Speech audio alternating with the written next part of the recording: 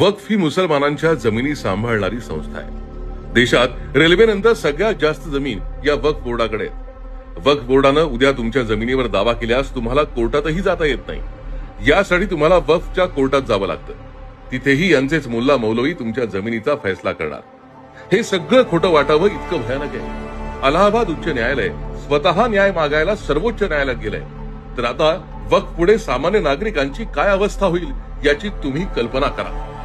आपल्या महाराष्ट्रातच कोंढवा, संभाजीनगर, नागपूर, मुंबई, सोलापूर अशा शहरांमध्ये यांनी कित्येकांच्या जमिनीवर दावे करून त्या हडपल्या आहेत। केवळ मुस्लिम मतं मिळावीत म्हणून नेहरूंनी यांना इतकी ताकद दिली।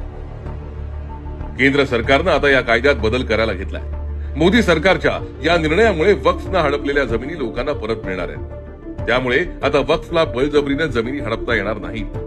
तुम्हाला यांच्या विरोधात जिल्हाधिकाऱ्यांकडे दाद मागता येईल।